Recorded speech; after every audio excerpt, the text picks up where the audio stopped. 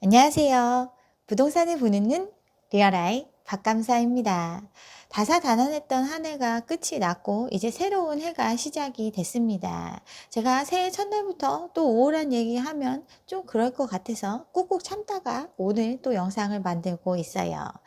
장기간 너무나 집값이 많이 오르면서 사람들이 미래의 모든 가능성을 집에 쏟아 넣습니다. 10명 중 7명이 주택 구입이나 보증금 때문에 퇴직연금을 뺐어요. 나이 먹고 소득 활동을 못하게 됐을 때 그나마 안전장치라고 할 수 있는 게 연금인데 이거 다 중도 인출해가지고 집 사는데 보탰어요. 오른다는 집값에 연끌을 하는 거 그동안 모아뒀던 모든 돈 그리고 대출 이것도 모자라서 생활의 안전장치라고 할 수 있는 연금 보험 이런 것까지 다 쏟아버야 집을 살 수 있었습니다. 연금보다 집이 더 미래를 보장해 준다고 믿고 있기 때문에 이러한 행동을 할 수 있는 거죠. 여지껏 시장의 분위기를 그렇게 몰아갔기 때문에 집의 모든 가능성을 털어넣었죠. 근데 그 집값이 흔들리고 있습니다. 물어보지조차 않죠. 서울 외곽부터 집값이 떨어지고 있고 매매 전세가 동시에 하락을 하고 있습니다. 이게 본격 하향인지 일부에 국한된 건지 전문가 의견은 엇갈리고 있다고 하는데 사람들의 마음은 급격히 식어가고 있어요. 자고 나면 오른다던데 낮춰놔도 찾는 사람이 없습니다. 매수자 우위 시장으로 전환된 지 오래됐어요. 한 방에 1억씩 뚝뚝 떨어지고 서울 집값 하락이 시작됐다고 여기저기서 기사가 나오죠. 서울에서 멀어서 GTX라고 했는데 GTX 호재를 들먹이면서 몇 억씩 뛰던 지역들 몇 억을 내려도 팔리지가 않습니다. 사람들이 불안감을 느끼고 있어요. 불과 몇 달 사이에 무언가 얼마나 많이 달라졌죠? 사람들이 돈을 많이 벌고 많이 모아서 이렇게 올라간 거라면 소득 수준에 맞춰서 올라간 거라면 이렇게 흔들 이유가 없는데 그게 아니기 때문에 지금 불안해하는 거죠. 빚으로 일궈낸 가격이기 때문에 당장 오늘 내려도 이상하지 않은 상황이 계속돼 왔습니다. 시기의 문제였지 올게 온 거예요. 매매와 전세가 동반 하락하고 있는데 올해 가격을 전망하는 전문가들 전세가가 또 올라가게 되고 그러면서 매매가가 오를 수 있으니까 실수요자는 지금이라도 사라고 펌프질을 하고 있습니다.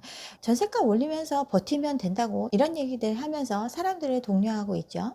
전세 매물은 쌓이고 있습니다. 월세로 내몰릴까 걱정한다고 기사는 이렇게 호도를 해요. 지금 전세금 아니면 돈 구할 길 없는 집주인이 수두룩하고 이 전세금 돌려받지 못할까봐 자발적으로 반전세 택하는 경우가 많이 있는데 월세로 다 떠밀릴 것처럼 이야기를 합니다. 지금 전세금 못 돌려주는 집주인 워낙 많죠. 떼인 전세금이 역대 최대입니다. 허그에서 떼인 전세금이 역대 최대치를 기록하고 있어요. 올해 5천억도 넘어갔죠. 5년 만에 132배가 치솟아 올랐습니다. 갭 투자한 사람들 돈 내줄 능력 안 된다고 제가 말씀드렸죠. 그런 사람들이 사고 친 거 다 허그가 땜빵하고 있습니다. 전세는 앞으로 계속될 수밖에 없어요. 전세가 계속 나오는 이유 시장에서 필요로 하는 제도기 때문이죠. 무이자 사금융이 필요하기 때문에 전세는 유지될 수밖에 없습니다. 집값의 대부분을 차지하고 있는 게 전세 보증금이에요. 전세가 받쳐주기 때문에 집값이 떨어질 수 없다고 이렇게들 많이 주장을 하고 있는데 이 전세가 또한 세입자가 그동안 능력껏 받쳐줬다면 일정 부분 이 말이 맞을 수 있습니다. 근데 이러한 전세가마저도 사실은 세입자가 부자여서 받쳐줬다기보다는 전세자금 대출이 워낙 잘 이루어졌기 때문에 가능했던 거죠. 전세가가 꾸준히 상승하는데도 사람들이 이 전세금을 받쳐줄 수 있었던 이유 워낙 초저금리이기 때문에 이사비보다 적게 드는 대출 이자를 감당하면서 그냥 올려주면서 살았기 때문에 가능했던 건데 이제 이것도 끝나는 상황이 됐습니다. 전세금 대출에 대한 공적 보증이 이제 축소된다고 발표가 됐죠. 금융위에서 정책 방향성을 보고를 했는데 소득이나 보증금 규모에 따라서 대출 보증의 한도를 제한하는 내용을 검토해야 된다고 제언을 했습니다. 그동안 전세 대출 은행 입장에서는 꿀 따먹는 대출이라고 할 수 있습니다.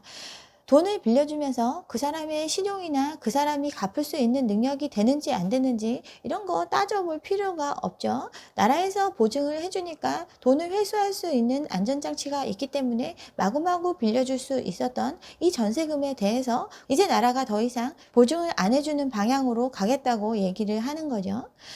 이유가 나와 있죠. 전세 대출의 공적 보증 과잉 의존을 축소하고 금융회사의 리스크 공유를 유도하는 방안을 검토하겠다. 이 얘기가 바로 그겁니다. 나라에서 다 책임지는 게 아니라 은행 니네도 따져서 대출해주라고 지극히 당연한 요구를 이제서야 하겠다고 합니다. 5억 전세 들어간 사람들, 1억밖에 없는 사람들이 많이 들어갔어요. 1억에 80만 원짜리 월세 사는 것보다 전세자금 대출 받으면 5억짜리 새 아파트에 들어갈 수 있으니까 이런 대출을 받아서 썼습니다. 5억 전세의 은행은 4억을 빌려주는데 그중에 90% 이상을 나라가 보증을 해주니까 이거 안 빌려줄 이유가 없죠. 1억에 80만 원 사는 사람의 신용을 묻고 따질 필요 없이 어차피 나라가 보증해 주니까 그냥 막 빌려줬어요. 근데 이 부분에 대해서 공적 보증 비율을 줄이게 되면 은행은 선택을 할 수밖에 없습니다. 은행에 돌아가는 리스크가 그만큼 생기기 때문에 금리를 올리거나 금액을 줄이거나 이런 식으로 관리를 할 수밖에 없어요. 이러한 정책을 도입하려고 하는 이유, 금융 시스템의 리스크로 전이될 상황이 됐기 때문이죠. 그동안의 시장 구조를 생각을 해보면 집값이 오른다는 기대감이 크니까 집이 있는 사람들이 또 집을 여러 채 샀죠. 근데 전세를 끼고 샀습니다. 이 전세금을 시장에서 받쳐줄 상황이 안 됐다면 이렇게 무리해서 갭 끼고 여러 채 사지 못했을 건데 나라에서 전세금을 보증을 해주니까 세입자들이 그 보증금을 맞춰주면서 집에 들어와 줬어요. 이렇게 유동성이 공급이 되니까 더 시장 과열로 이어지는 악순환이 계속됐습니다. 갚을 능력은 안 되는데 계속 돈을 빌려주고 나니까 이 가계부채 문제가 금융 시스템의 가장 큰 리스크로 자리 잡게 됐습니다. 그래서 이 고리를 끊는 조치를 하겠다고 나온 것과 같아요. 최근 몇 년 동안 주택 가격이 급등을 했기 때문에 하방 리스크가 존재를 하는데도 주택 관련 리스크의 상당 부분이 공적 보증기관이 지고 있기 때문에 금융기관에서 계속 돈을 빌려준 게 문제라고 지적을 하는 거죠. 집값이 떨어져도 은행에서는 빌려준 돈을 되돌려받을 수 있고 그 손실은 다 정부가 책임지는 구조이기 때문에 그동안 돈이 너무 많이 풀렸는데 이 부분이 집값이 떨어지면 금융 시스템의 리스크로 전이될 수 있으니까 전세 대출로 유동성이 공급되는 걸 좀 끊어내고 주택 금융 관련 건전성을 회복하는 조치를 해야 된다고 하느니 제언을 했죠. 전세 보증이 축소가 되면 은행이 리스크를 관리하게 되고 무분별하게 나가던 전세 대출에 대해서도 브레이크가 걸리게 됩니다. 신용에 따라서 한도가 줄어들고 금리도 조절돼서 사람들이 함부로 빚을 낼 수 없는 구조로 바뀌게 돼요. 전세 자금은 실수요라고 사람들이 생각을 하고 있기 때문에 이러한 프레임 때문에 대놓고 막지를 못하니까 우회적인 방법으로라도 제한하는 조치가 시급하다는 게 현실로 나오고 있습니다. 이렇게 하는 이유, 그동안 늘어난 빚이 너무 많기 때문이죠. 돈으로 빌려서 버텨온 시장입니다. 가계 기업의 빚이 GDP 대비해서 2.2배에 달하는 역대 초유의 상황입니다. 코로나라는 한 번도 겪어보지 못한 시간을 벌써 2년째 겪고 있고 그에 따른 금융지원책과 자산시장의 과도한 과열 이런 부작용들이 생겼는데 우리나라 같은 경우는 특히나 가계 부분의 빚이 급증하는 현상을 보였어요. 글로벌 금융위기를 겪으면서 또 이런 걸 겪지 않도록 하기 위해서 각 나라들 조치를 많이 했는데 우리나라 같은 경우는 가계의 빚만 2배가 됐습니다. 다른 나라 평균 대비해서 1.7배에 이르고 비율의 증가폭은 4배 이상 빠르게 급증을 했어요. 경기가 살아나지 않으니까 빚내서 집사라 한 정책이 글로벌 시장과 역행하는 조치였고 이걸 다시 되돌려야 하는 시기에 주춤하다가 코로나를 맞이하면서 그 빚은 상상할 수 없는 수준으로 늘어나 있습니다. 더 큰 문제, 우리나라만 갖고 있는 구조적인 문제죠. 우리나라 가계의 상당수가 자영업을 하고 있는데 자영업자의 빚도 900조 가까이 됩니다. 코로나 때문에 상환 유예해주고 지금 버티고 있는데 이거 종료되면 부실 폭탄이 눈앞에 와 있어요. 공식적인 통계에서 가계부채 1830조에 이르고 가계의 빚이라고 할 수 있는 자영업자의 부채도 900조 가까이 있습니다. 여기에 우리나라에만 존재하는 전세제도, 전세보증금도 700조가 넘어가는 등 실제 지금 심각하다고 얘기하는 부채 규모보다 훨씬 더 큰 부채 폭탄을 지고 있는 게 현실입니다. 상황이 이러니까 대출 조이기를 하고 있는데 실수요자 프레임에 갇힌 전세 대출은 대선도 있고 공식적으로 하기 어려우니까 이러한 조치를 취한 것과 같습니다. 가계부채의 문제 정말 심각한 상황이라고 수년간 경고를 했지만 그때마다 우리나라 버틸 체력이 된다고 이렇게 오른다는 분들은 얘기를 했는데 이제는 버틸 수 없다는 뉴스가 도배를 하고 있습니다. 갑자기 어떤 상황이 닥친 게 아닌데 지금 시기와 맞물려서 지금 집값이 떨어질 징조를 보이니까 이 시기에 맞춰서 언론은 발빠르게 이런 얘기를 하고 있어요. 이제 그 피해는 고스란히 가게의 몫으로 돌아오고 있습니다. 월급을 빚 갚는데 다 쓰고 있는데 집값이 떨어질 상황이 된 거죠. 과도한 부채를 지게 된 이후 집값이 올라줘서 내 노후에 나를 지켜줄 거라고 믿었기 때문에 이렇게 무리를 했는데 이 집값이 떨어질 수도 있다고 이제 와서 얘기를 하고 있습니다. 초저금리 상황이 정상적이지 않은 건데 그 비정상을 너무 오래 끌고 왔기 때문에 사람들이 정상으로 여기고 있었어요. 근데 한은 이제 와서 이 빚에 대한 부담이 커지고 있고 사람들이 힘들어지면서 집값이 또 떨어질 수도 있다고 이야기를 하는 거죠. 이런 비정상적인 상황이 정상이라고 믿게 만든 그 책임도 있는데 그 결과는 고스란히 개인이 질 수밖에 없는 게 현실입니다. 앞으로 돈 나올 길이 없어요. 이제 DSR 규제가 전면 시행이 되죠. 영향권에 드는 사람이 600만 명에 육박을 합니다. 일단 상반기에는 총 가계대출이 2억을 초과하면 연소득의 40% 넘어가면 추가 대출을 받을 수 없습니다. 연봉 4천만 원짜리 직장인은 연간 원리금 상환액이 1,600만 원을 넘을 수 없어요. 주담대 2억 빌렸으면 금리 4%로 했을 때 연 상환액이 1,100만 원 정도 됩니다. 남는 금액이 500만 원도 안 되는데 이렇게 계산을 하면 신용대출은 2천만 원밖에 받을 수가 없어요. 금리는 계속 올라가고 있는 상황이고 주담대 뭐 2억 갖고 되겠어요? 더 많이 빌린 사람들 수두룩 하죠. 대출은 이제 불가능합니다. 이미 주택을 통해서 대출을 땡긴 사람들 또 신용까지 땡긴 사람들 앞으로 빚낼 길이 없는데 쓸 돈은 점점 사라지고 자산을 처분하기도 막막한 상황입니다. 전세자금 대출 같은 경우 무분별하게 해주다 보니까 그동안 재테크 수단으로 이용한 사람들도 굉장히 많았는데 이제 디레버리징이 본격적으로 시작이 됩니다. 더 이상 빌려주지 않아요.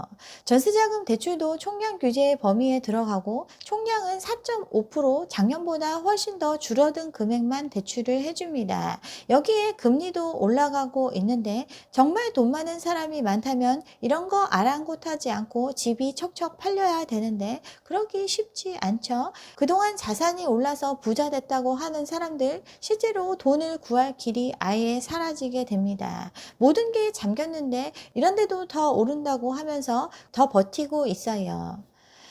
하우스푸어 양산이 우려된다고 1월 1일자 기사가 나왔어요. 주담대 금리가 한 달 새에 0.25% 올랐습니다. 얼마 안 되는 것 같죠? 아직 기준금리 1%밖에 안 되는데 올해 세네 차례 올라갈 거 생각하면 이제 그 부담은 급격하게 늘어날 상황입니다. 6%올 거라고 얘기하죠.